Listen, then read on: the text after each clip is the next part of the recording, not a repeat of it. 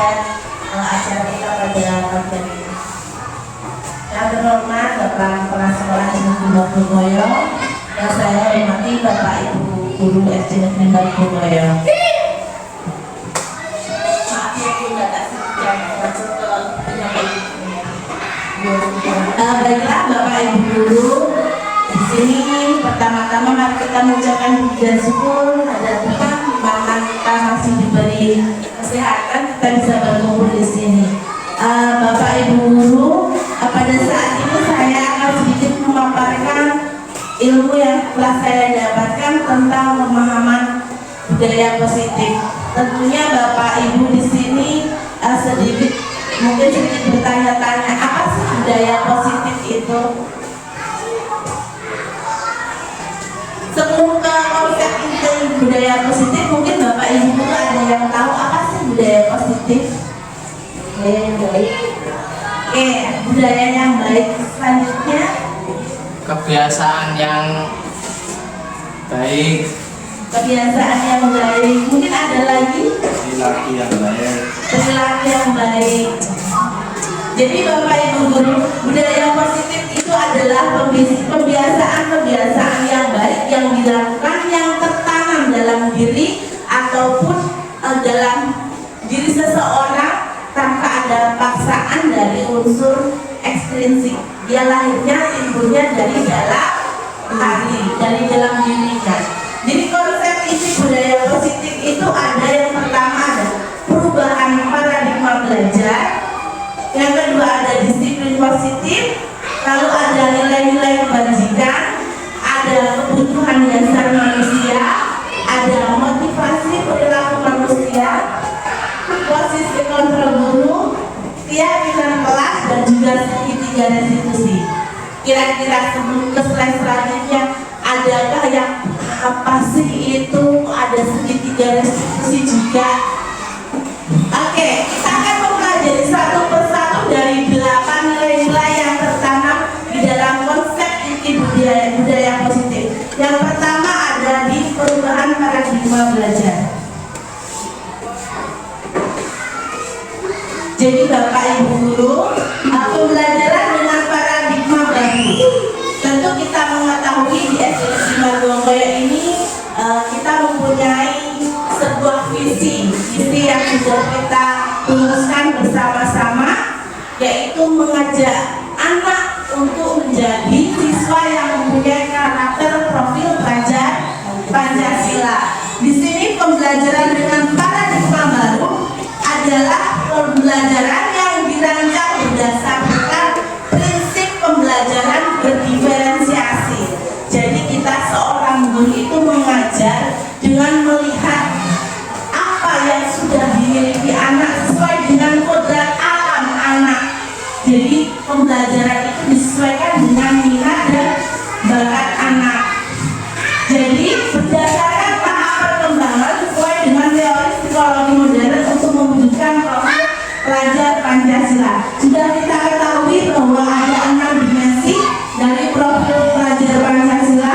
Yang pertama ada beriman, bertakwa pada Tuhan Yang Maha Esa dan berakhlak mulia. Tentunya dalam setiap pembelajaran Bapak Ibu selalu menanamkan akhlak, menanamkan iman kepada anak-anak. Setiap pagi kita selalu mengajak anak untuk berdoa bersama, mengucapkan salam. Itu sudah masuk ke dalam pembelajaran dengan paradigma baru. Lalu yang dimensi kedua ada mandiri. Kita mengajak anak bertanggung jawab dengan apa yang mereka lakukan. Selanjutnya ada bernalar kritis, ada kreatif, bergotong royong, dan berkebinekaan global.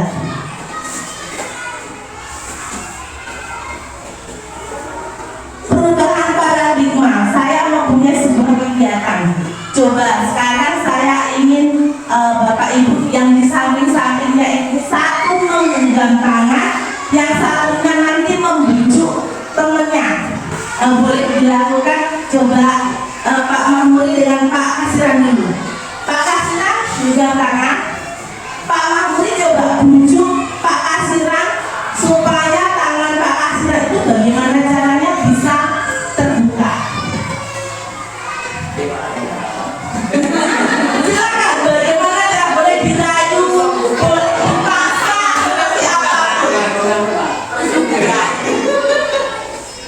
kandungan panas. Ayo coba bagaimana? Sebisa mungkin bisa nggak kira-kira Pak Mamur itu membuka kepalan tangan yang dikepalkan oleh Pak Kasiran?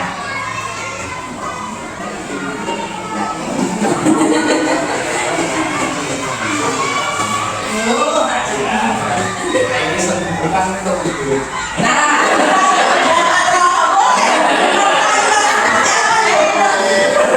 Pak Kasiran berarti prinsipnya bukan hanya dengan rokok. Boleh Bapak Ibu yang lainnya coba? Boleh dengan Bu Devi dengan Bu Paini? Ayo coba. Ya, ya saya Bu. Oke, Bu Paini yang mulai Bu Devi biar kepalan tangannya itu terbuka ada di Ayo, Bapak itu memperhatikan dengan seperti apa?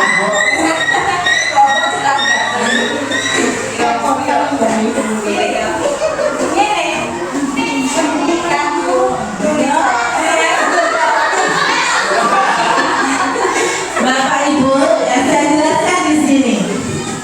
Jadi Bapak Ibu, ketika kita menggenggam tangan, siapa yang memiliki kontrol dengan tangan kita?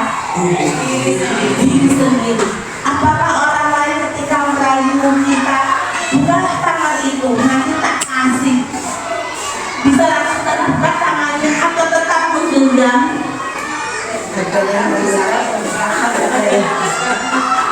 Tentunya kita mempunyai prinsip yang bisa merayu, yang bisa membuka tangan ini ditarik seperti apapun. Ketika kita punya prinsip, tangan ini tetap tergenggam. Apabila tadi contohnya Pak Kasiran, ayo Pak dibuka, kata Pak Murid, nanti tak kasih rokok. Dibuka kan Pak, dapat rokok, setelah dapat rokok tergenggam lagi ya Pak. Nanti kalau dikasih rokok lagi baru dibuka lagi ya. Nah, berarti yang memegang peran kontrol dari Pak Kasiran itu siapa? Yang memegang kontrol itu tentunya diri sendiri. Jadi Bapak Ibu guru di sini ada miskonsepsi tentang teori kontrol.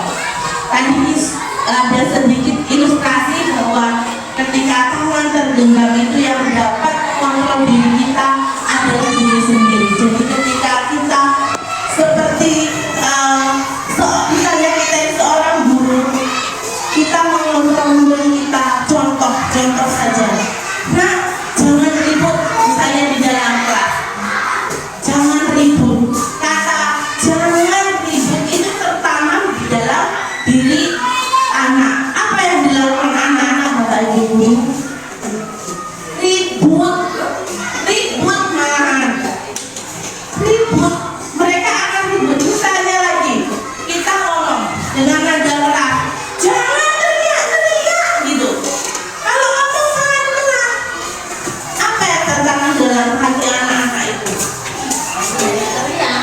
Jangan teriak-teriak.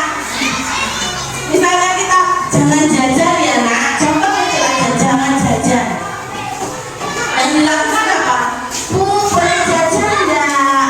Bu boleh jajan enggak? Itu yang mereka tanyakan.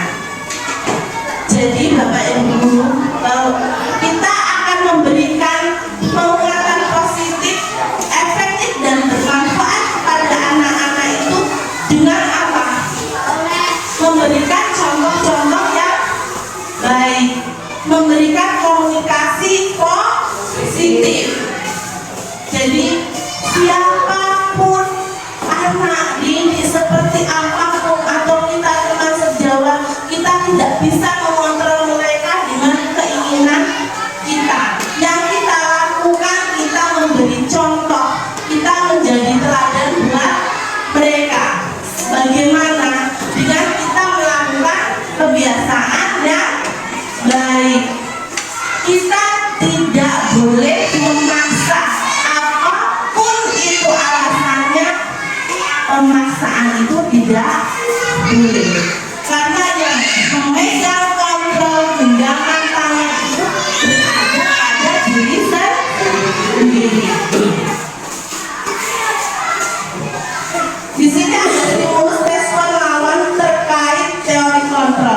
pandangan tentang dunia.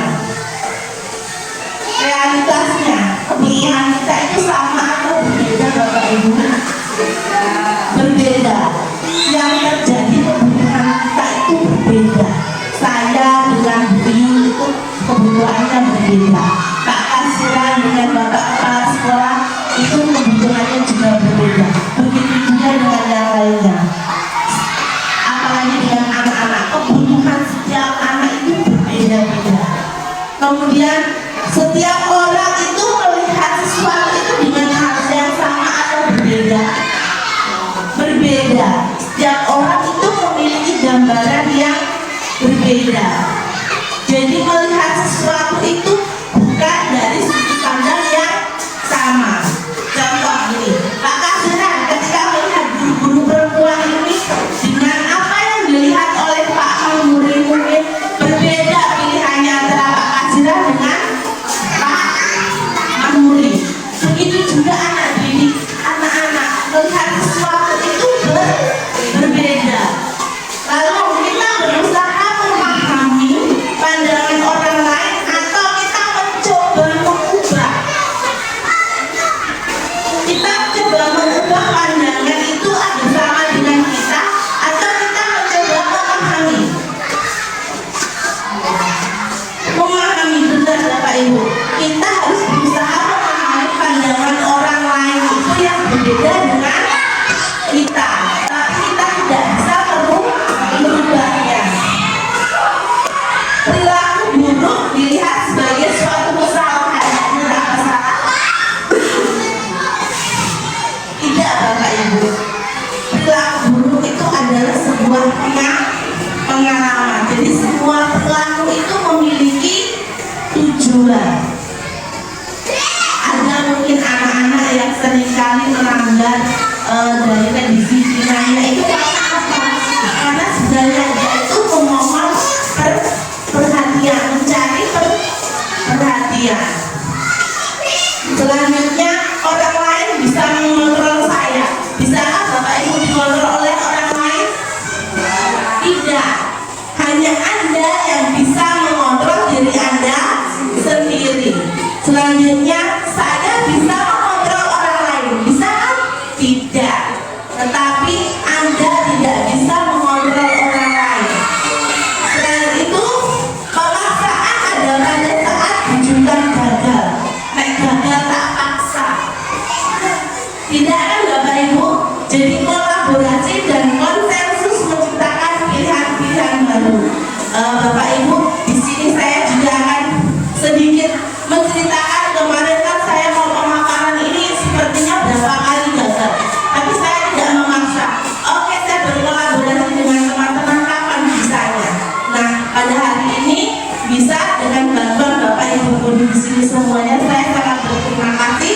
Kemudian model berpikir menang-menang atau model berpikir menang kalah. Tentunya kita mempunyai daya saing, kita punya tujuan. Jadi kita berpikirnya harus menang dan menang. Disiplin positif. Disiplin, ada yang tahu Bapak Ibu apa sih disiplin itu?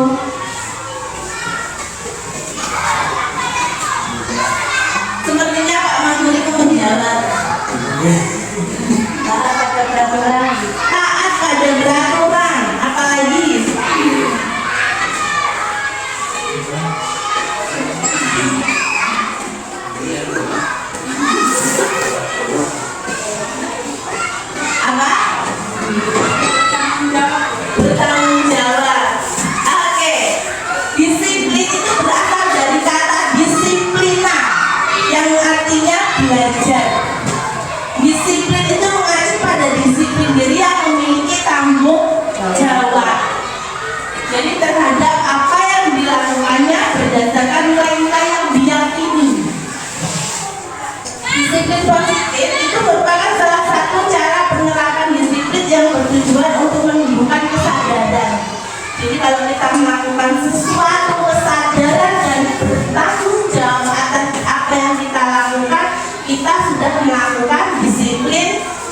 positif.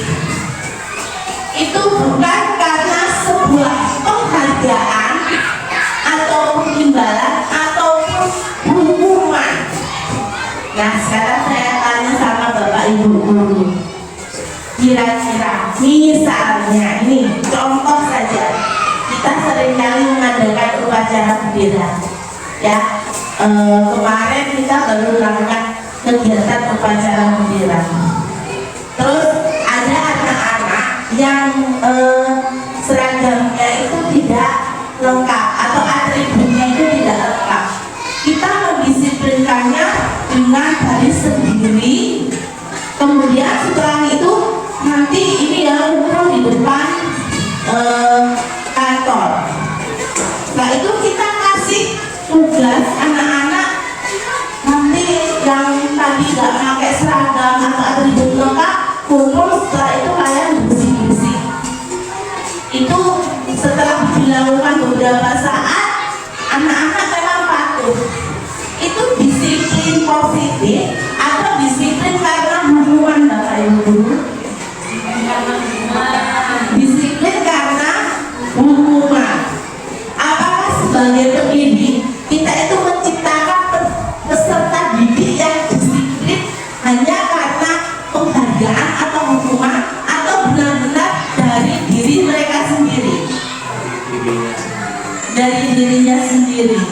Jadi apa yang dilakukan anak-anak itu kalau bisa itu memang muncul dari diri sendiri. Begitu juga kita sebagai seorang pendidik, bagaimana kita mendisiplinkan diri kita supaya apa yang dilakukan anak-anak itu ketika melihat Bapak Ibu gurunya disiplin, mereka juga muncul rasa disiplin dari diri sendiri. Ketika Bapak Ibu guru Bapak Ibu gurunya aja gak disiplin, karena apa Bapak Ibu guru? Disiplin dari diri sendiri, dari unsur intrinsik itu sebenarnya karena melihat disiplin dari ekstrinsik. Berpengaruh nggak orang lain itu terhadap disiplinan kita? Berpengaruh, ya kan? Sangat berpengaruh. Karena apa Bapak Ibu guru?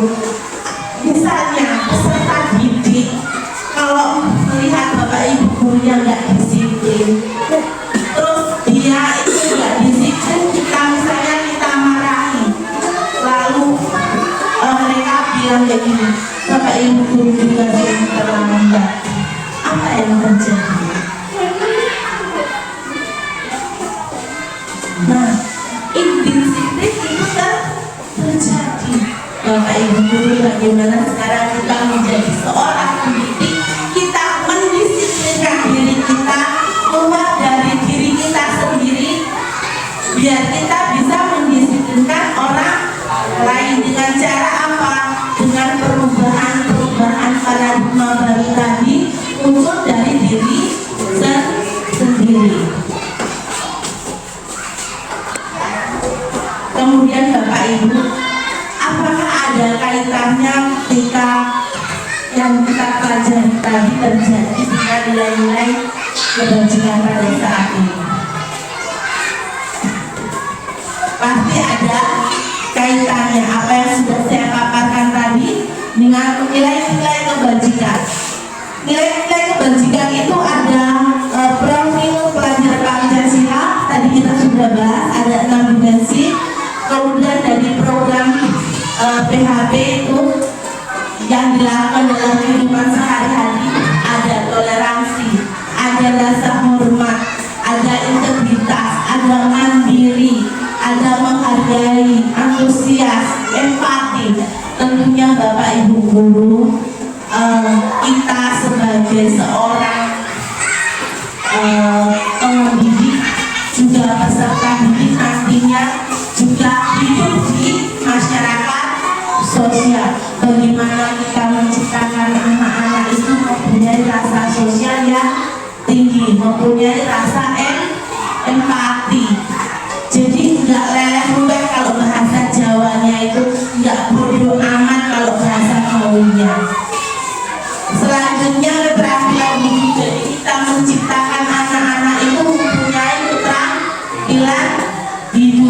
Setelah mereka lulus, kalau bisa kita bisa mencetak mereka menjadi generasi yang berprestasi.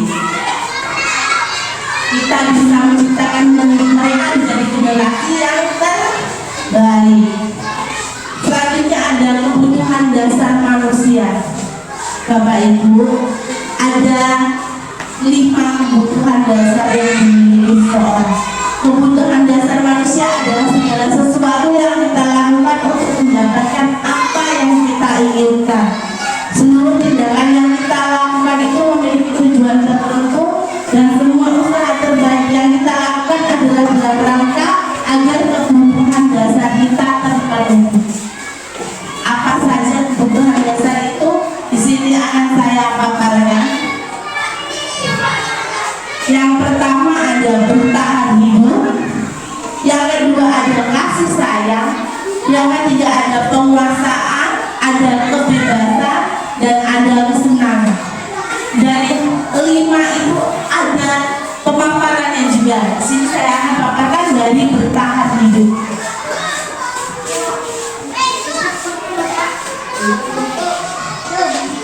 Bapak Ibu guru,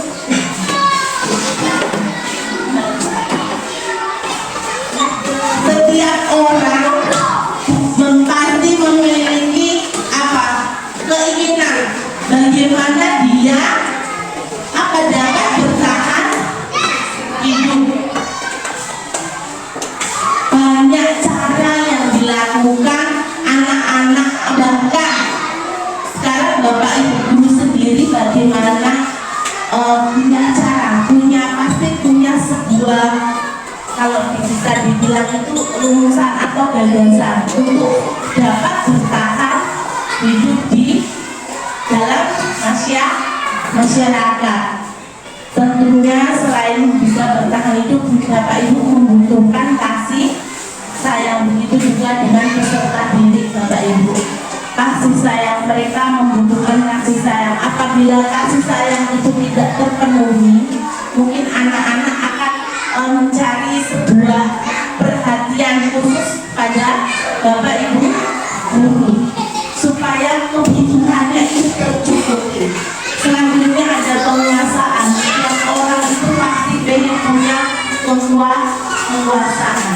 Tidak mungkin aku tak jadi petani saja, tidak mungkin. Pasti punya sesuatu yang menjadi kebutuhan hidupnya. Selain itu ada kebebasan.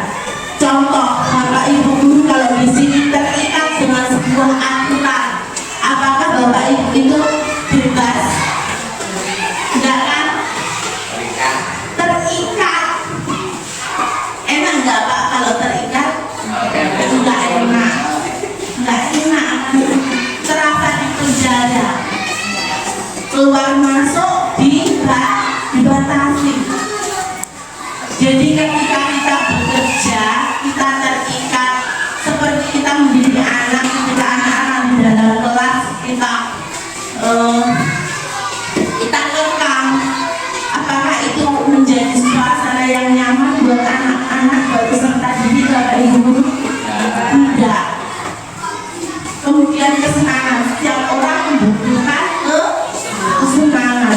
Bagaimana kita jadi seorang guru itu menciptakan kesenangan buat anak-anak, agar kesenangan dalam hati anak-anak itu terpenuhi. Contohnya Bapak Ibu guru, kalau anak-anak dari rumah disertai orang tuanya ya, sudah dimarahi, jadi kan butuh kasih sayangnya. Sampai sekolahan masih disertai lagi, masih dimarahi oleh seorang guru. Apakah anak itu nanti akan sadar dengan perilakunya? Tidak akan. Sebenarnya dia itu di dalam sekolah itu membutuhkan kasih sayang, sudah membutuhkan pelukan. Jadi Bapak Ibu guru, ketika anak-anak mungkin melanggar suatu disiplin positif yang ada di sekolah itu, kita cari tahu dulu apa permasalahannya. Kita lihat dulu apakah yang terjadi pada anak-anak itu sebenarnya ada masalah atau problema di rumah, atau memang dia itu hanya sekedar mencari perhatian di dalam sekolah. Seringkali kita lihat ketika anak-anak, bahkan saya sedikit menceritakan, saya punya murid di kelas saya itu butuhnya itu kasih sayang. Selalu kalau misalnya dia dibentak atau sedikit agak dengan suara keras, dia itu malah semakin menjadi-jadi. Ketika kita dekati, kita peluk dia dengan komunikasi yang baik, dia nanti akan bercerita, "Bu, tadi itu orang tua saya bangun tidur nggak bangunkan saya, mahal." Saya tanya itu, "Kenapa kamu terlambat?" "Anu Bu, saya nggak dibangunkan." "Kok nggak dibangunkan? Orang tua mana?" "Orang tua saya pagi-pagi sudah tengok bayi," katanya. "Tetangga saya itu melahirkan." Jadi kita lihat dulu apa yang terjadi permasalahan di belakang.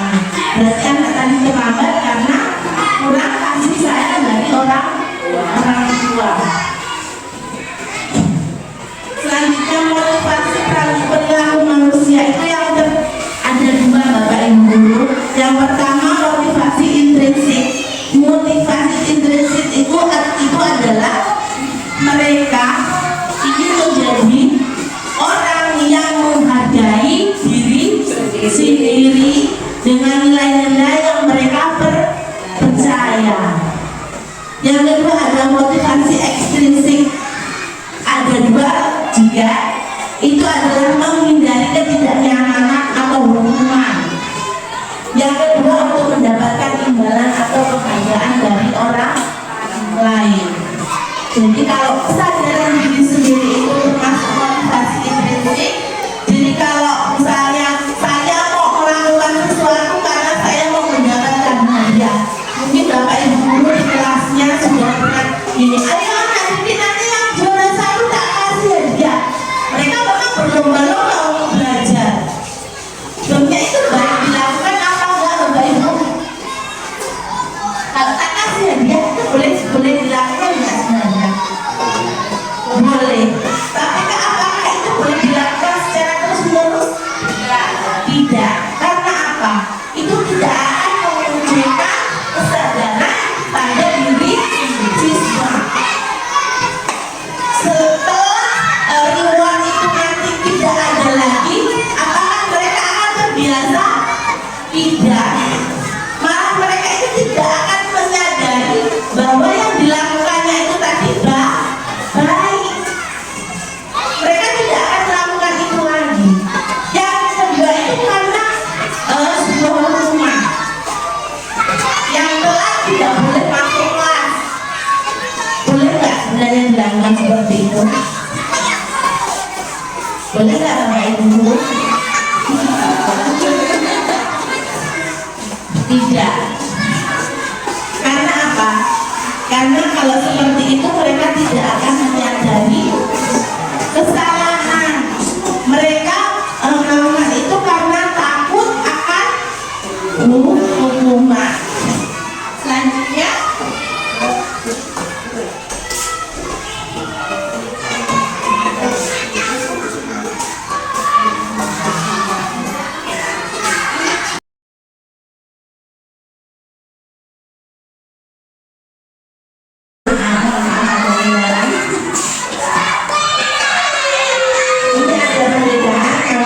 hukuman, konsekuensi dan restitusi. Hukuman itu kelasnya mungkin secara tidak terencana, tiba-tiba kita melihat anak melakukan indisiplin, mungkin kita langsung tertanam dalam pikiran kita langsung, oh itu nanti tak hukum ketika dia melakukan kesalahan. Terus yang terjadi, murid itu sebenarnya tidak tahu ketika diberi hukuman, dia itu sebenarnya tidak tahu, dia tidak akan menyadari kesalahan yang dia lakukan. Terus bersifat satu arah, hanya mungkin dari kita seorang pendidik ketika kita berhukuman, ketika anak melakukan kesalahan kita hukum, itu hanya dari diri kita. Terus bersifat hukuman psikis atau fisik. Biasanya kita menghukum anak-anak dengan apa cara membersihkan sampah, itu adalah hukuman secara fisik. Mereka melakukan hukuman yang kita berikan. Tetapi berbeda dengan sebuah restitusi. Kita sebelum ke restitusi kita akan bicara tentang konsekuensi. Konsekuensi itu sebenarnya Bapak Ibu itu adalah sesuatu yang kita sepakati, terencana, sesuai peraturan. Namun itu juga tidak boleh dilakukan secara terus-menerus. Murid itu tetap dibuat tidak nyaman karena dia merasa terpaksa. Terus sikap guru itu memonitor murid. Dia itu selalu menjadi pemantau untuk murid. Sedangkan yang terbaik itu adalah restitusi. Restitusi itu adalah menciptakan kondisi bagi murid untuk memperbaiki kesalahan. Bapak Ibu guru, nanti bagaimana toh melakukan kegiatan restitusi, nanti saya akan berikan contohnya. Yang kedua, proses kolaboratif yang mengajarkan murid untuk mencari solusi untuk dirinya sendiri. Jadi apa yang dilakukan dia, kesalahan yang dia lakukan, dia akan sadar. Ada 5 posisi kontrol seorang guru. Yang pertama ada penghukum, yang kedua pembuat rasa bersalah, yang ketiga teman, yang keempat pemantau, dan yang kelima manajer. Penghukum, contoh penghukum, hormat pada bendera selama 1 jam. Itu adalah kegiatan penghukum. Membersihkan WC, pernah kan Bapak Ibu guru lakukan spray. Itu adalah contoh dari posisi kontrol kita sebagai seorang penghukum. Yang kedua, pembuat rasa bersalah. Ketika kita berkata ini, berapa kali Bapak Ibu guru ngomong sama kamu kalau upacara bendera itu tolong sekali ya, pakai atribut yang lengkap, pakai topi, pakai baju, berulang-ulang seperti itu. Apa kamu nggak kasihan sama Bapak Ibu guru? Kata-kata yang keluar seperti itu adalah membuat anak itu menjadi seorang anak yang merasa bersalah. Dia itu pasti tertanam dalam otak mereka. Mungkin Bapak Ibu guru ngomongnya itu secara tidak sadar, memang pelan, tetapi kata-kata yang terucap itu sebenarnya tertanam dalam pikiran anak. Yang ketiga adalah teman. Teman itu seperti apa? Kita boleh dekat dengan anak, kita boleh berteman dengan anak, tetapi ketika kita melakukan sebuah disiplin positif, tentunya itu tidak baik ketika kita menjadi seorang teman. Karena apa Bapak Ibu guru? Contoh seperti ini. Ayo dong kita ikuti aturan sekolah. Anak-anak nanti ikut nggak? Dengan perkataan itu, kalau nggak ikuti ya. Nanti Bapak Ibu guru mau ini loh, mau buat aturan seperti ini. Nanti lakukan ya. Mungkin kalau bahasa anak-anak ini sekarang tuh alah pret tuh gitu ya. Yang terjadi aja di lapangan kita pada saat ini. Jadi posisi dari 3 posisi kontrol ini sesuai nggak untuk anak didik pada saat ini? Tidak, benar tidak. Dari ketiganya itu tidak ada yang sesuai. Selanjutnya ada pemantau. Pemantau itu seperti ini. Kalau sudah melanggar peraturan sekolah, kamu tahu konsekuensinya apa? Contohnya tadi nggak pakai topi. Dia tahu nggak pakai topi itu dia salah, sudah melanggar peraturannya. Ya udah, kalau gitu kamu tujuannya sana pergi ke koperasi sekolah, beli topi, beli dasi. Langsung kita nyuruh seperti itu. Itu yang nyuruh kita sebagai seorang guru. Apakah itu baik untuk anak-anak? Tidak. Yang terbaik adalah posisi sebagai manajer. Manajer itu adalah seorang pemimpin.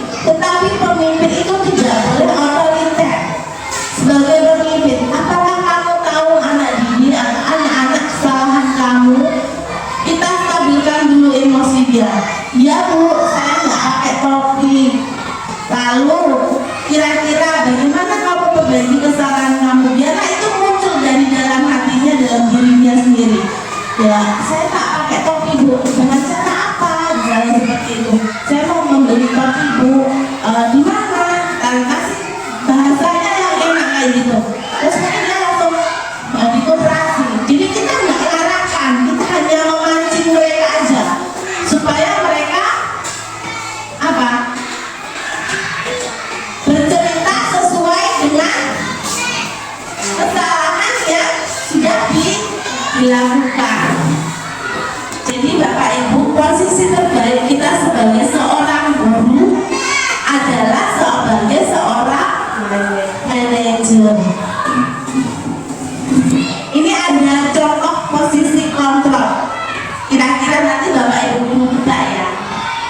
Saya kecewa sekali dengan kamu. Apa? Ya kira-kira apa? Sebagai apa? Merasa? Sebagai pengumum? Sebagai merasa bersalah? Sebagai pemantau, teman, atau manajer? Saya kecewa sekali dengan kamu. Merasa bersalah, ya kan? Membuat rasa bersalah. Kemudian ada lagi, kamu tidak pernah benar melakukannya. Nah, sebagai pemantau. Selanjutnya, apa rencanamu untuk menyelesaikan masalah hari ini? Manajer, benar sekali. Berarti Bapak Ibu guru di sini sudah paham kan? Mulai ya. Berarti kan ada ilmu yang didapatkan. Ya, selanjutnya, ayolah lakukan ini demi Bapak Ibu guru ya. Sebagai apa?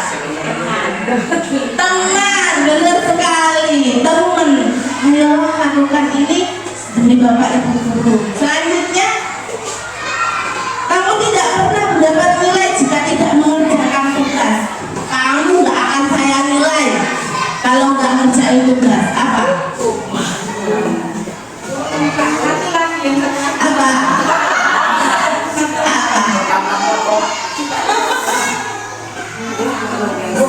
Dibalik lagi sebagai apa?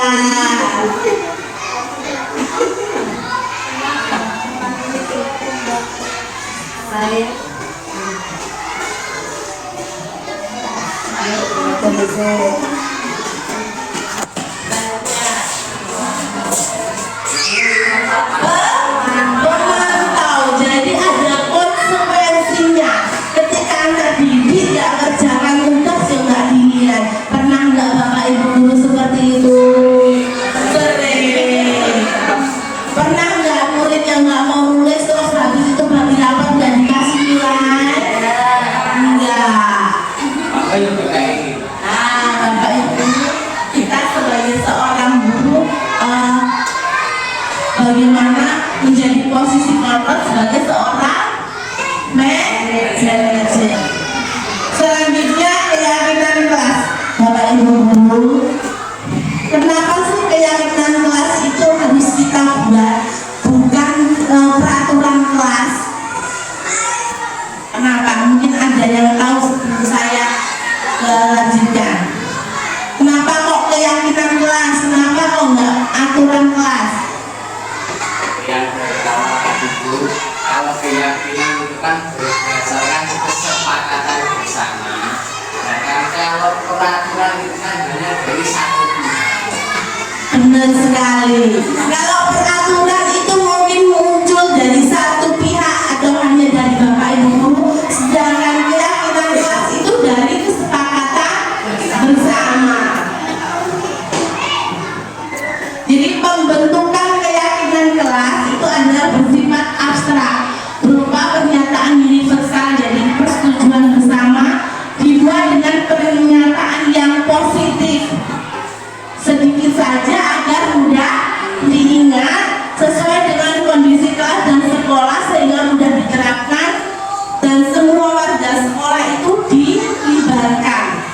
Jadi Bapak Ibu guru, kalau Bapak Ibu guru berkeyakinan kelas itu jangan memakai kata-kata yang misalnya tidak boleh bertengkar. Yang dilakukan anak-anak apa? Bertengkar. Tidak boleh jahil. Yang dilakukan apa?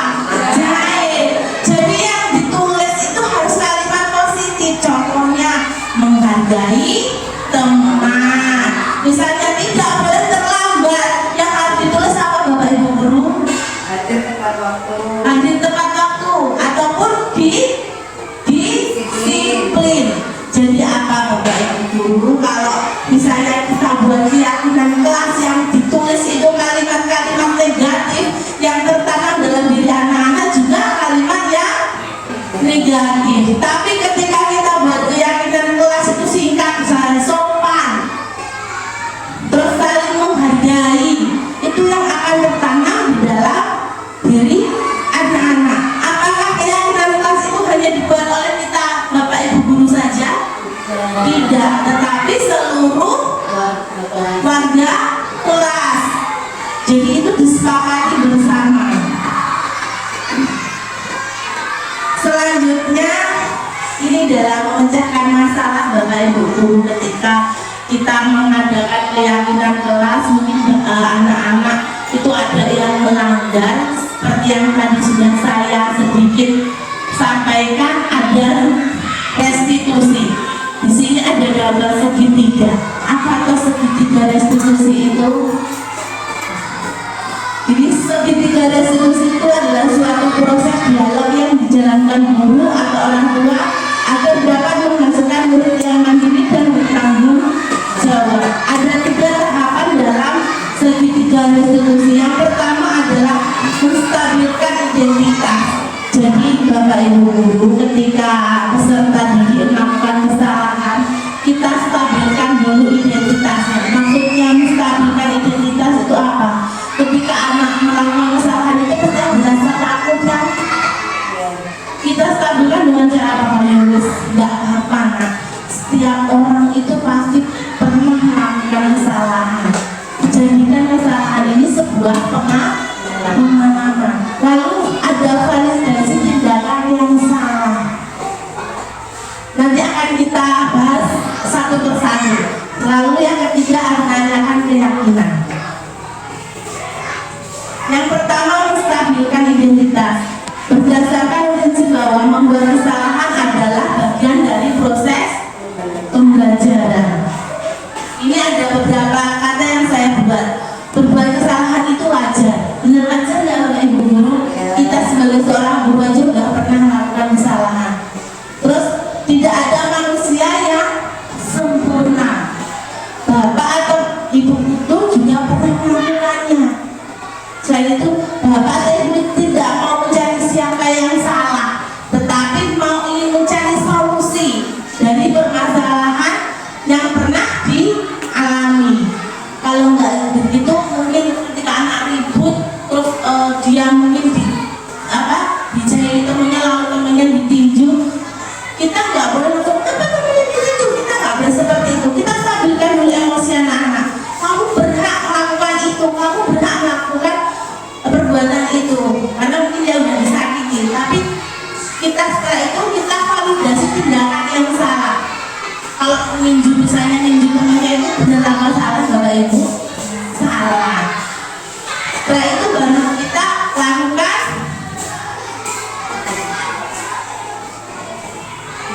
selanjutnya, kita lakukan validasi tindakan yang salah berdasarkan prinsip bahwa membuat kesalahan itu adalah bagian dari proses pembelajaran. Kita sebagai seorang guru tentunya sudah pernah melakukan kesalahan. Kesalahan itu akan menjadi proses pembelajaran buat kita. Kamu pasti punya alasan kenapa sih kamu lakuin itu. Contoh, misalnya dengan terlambat, kita pasti tanya, ya udah kamu tadi terlambat, saya tanya kenapa kamu terlambat. Nanti kita tanya seperti itu dong. Enggak, kenapa kamu terlambat? Ya sudah, kalau gitu kamu dapat hukuman. Boleh ya kita seperti itu Bapak Ibu guru? Pernah nggak dilakukan?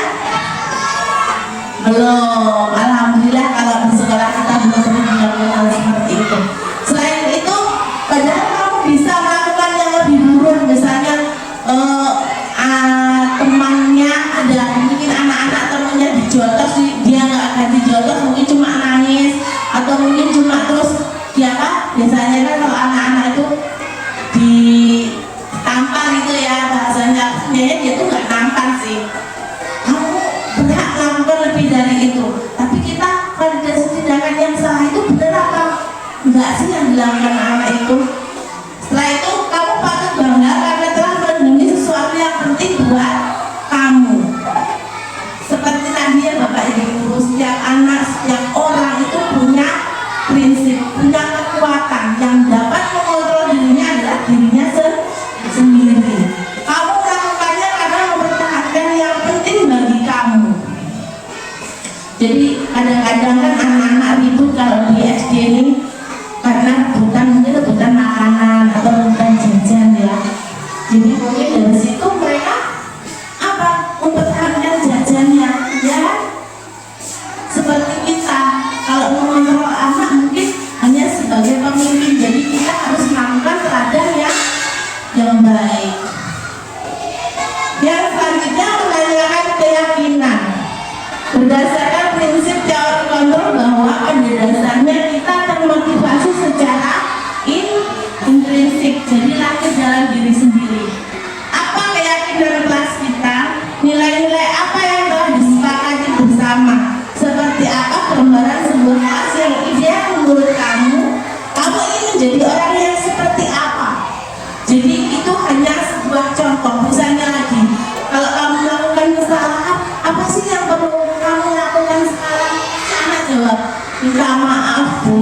Itu pasti itu muncul dari diri anak sendiri. Enggak, sekarang kamu minta maaf, itu berbeda ya dengan yang saya salah Bu, saya mau minta maaf. Selanjutnya, ini ada contoh penerapan segitiga yang saya lakukan di kelas 1. Selamat pagi Joyce. Joyce tadi kata guru BK-nya Joyce datangnya terlambat ya? Enggak. Kenapa nak? Oh Joyce main HP terus. Terus dengan Joyce main HP sama datang terlambat. Kenapa?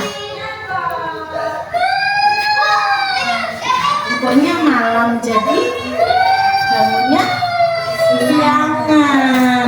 Oh Joyce jadi berangkat sekolah terlambat karena bangunnya kesiangan akibat main HP lama-lama ya.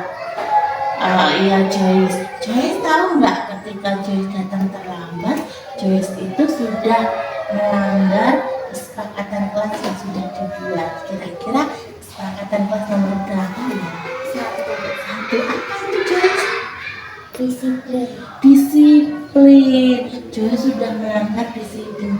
Joyce, kira-kira kita perlu nggak jadi anak itu harus disiplin dan menghargai waktu? Perlu. Oh iya perlu. Supaya apa nak?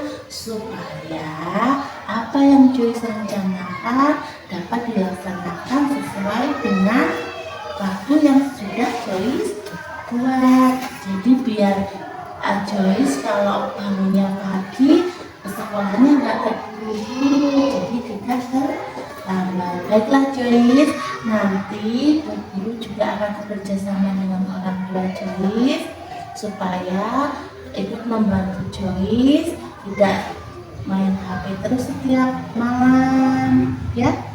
Terus biar Joyce juga pagi-pagi dibangunkan supaya tidak tidak terlambat ke sekolah. Joyce harus bertanggung jawab terhadap diri sendiri. Nah, konsekuensinya ketika Joyce sudah melanggar disiplin kesepakatan kelas yang sudah kita buat, apa Joyce?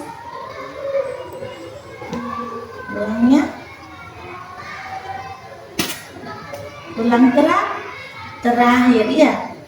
Pulang terakhir berarti Joyce menambah waktu belajar sama dengan teman-teman supaya materi yang didapatkan sama dengan teman. Baiklah Joyce, mulai besok Joyce harus bertanggung jawab terhadap dirinya sendiri. Ya baiklah Joyce, terima kasih Joyce. Selamat siang Raya. Raya, tadi kok Raya itu marah-marah di kelompoknya, kenapa? Kok enggak? Ada apa nak? Kenapa? Ribut. Ributnya karena apa nak? Saya nggak mau kelompokan sama Alis sama Rizky. Joyce itu melakukan kesalahan dengan sering telat. Nah, Rizky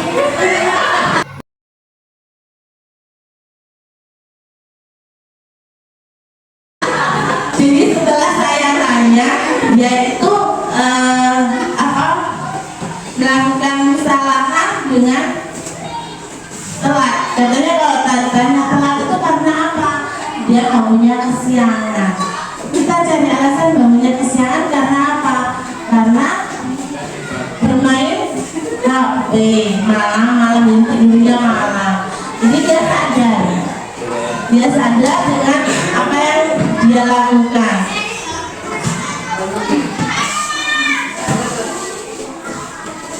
Nah, jadi Bapak Ibu guru, dari video tadi kita sudah melihat dalam penerapan program disiplin positif hendaknya guru memiliki standar kepribadian, profesional dan sosial yang baik, di mana guru mampu merefleksi dirinya dalam posisi kontrol saat ini. Bagaimana perjalanan dirinya sebagai among atau manajer yang menuntut murid-muridnya menjadi insan yang mandiri, merdeka, dan bertanggung jawab sesuai dengan standar nasional pendidikan. Nah, itu saja di disiplin positif yang dapat saya sampaikan. Semoga apa yang saya sampaikan dapat bermanfaat dan dapat diterapkan dalam kegiatan di sekolah kita. Semoga sekolah kita menjadi sekolah yang maju dan berkembang baik. Assalamualaikum warahmatullahi wabarakatuh. Pagi.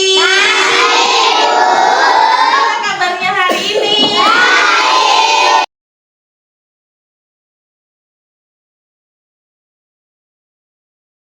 Sehat?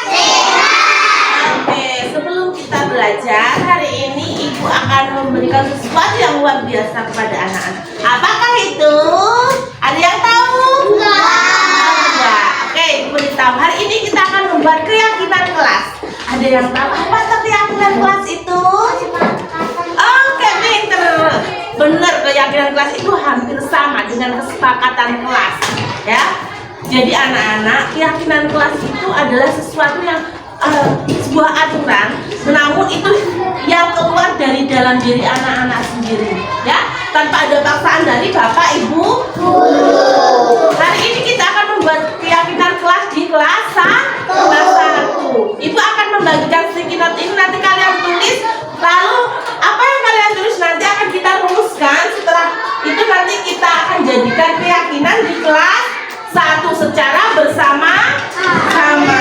Oke, Ibu bagi. Sekarang anak-anak boleh menuliskan apa sih yang boleh dan tidak boleh dilakukan sebagai aturan anak-anak di dalam melakukan kegiatan. Nanti apabila anak-anak menuliskan contohnya seperti ini, tertib. Berarti kalau anak-anak bilang tertib, anak-anak boleh ribut apa enggak? Enggak. Boleh berantem apa enggak? Contoh lagi keyakinan kelas lain tertib apa? Ada apa? Apa? Disiplin. Benar. Kalau disiplin, tidak benar. Contohnya dulu, contoh dari disiplin. Contoh dari disiplin itu apa saja? Nanti nggak boleh telat, nggak boleh membolos.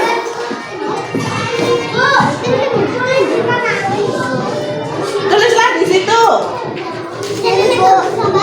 Ya, tulis kesepakatan kelas. Nanti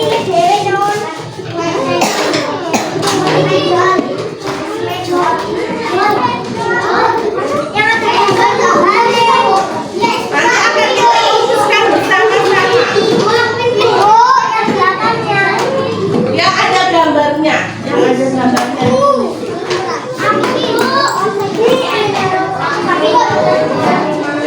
Yang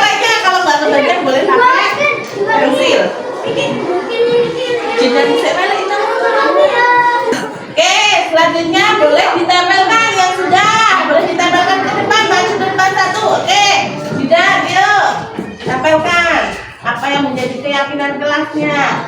Tempelkan dulu rumusannya. Ayo, siapa lagi? Oke. Oke, yuk. Siapa lagi? Join. Oke.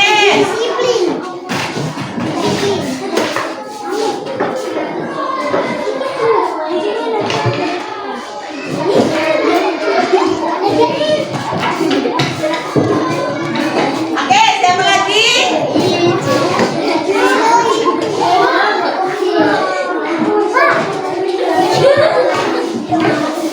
Ayo, maju lagi Kayla. Juan.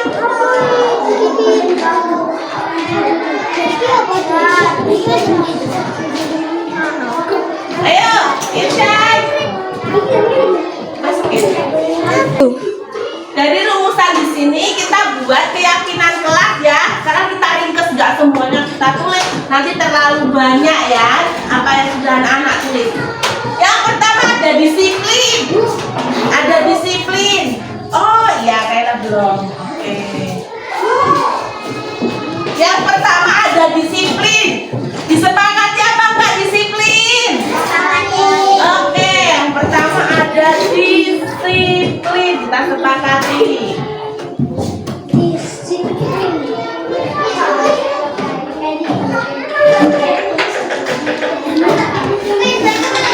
Terus yang kedua tertib. Oh, sebelum ke tertib anak-anak, Diego tanya dulu.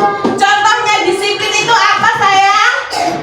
Contohnya disiplin. Contoh disiplin tidak boleh. Contohnya tidak boleh terlambat. Jadi kata disiplin. Ya nggak apa-apa. Mau pakai tentang disiplin. Contoh dari disiplin tadi adalah tidak boleh terlambat. Berarti kalau berangkat sekolah harus pagi-pagi. Pulangnya juga pas tepat waktu. Kalau ada tugas, ada PR di rumah harus dikerjakan dengan baik. Itu dari disiplin. Kemudian ada lagi yang menuliskan tertib. Contohnya dari tertib itu seperti apa sih? Tertib. Tertib itu adalah diam, nggak boleh ribut. Tertib. Pinter-pinter anak kelas 1 ini sudah tahu ya apa yang menjadi keyakinan kelasnya. Berarti anak-anak kalau ada kata tertib boleh nggak bertengkar? Boleh nggak berantem? Kalau anak-anak sudah mengerjakan tugas itu dengan ribut, dengan rame, gojek-gojekan atau dengan anak-anak mengerjakan dengan penuh tanggung jawab.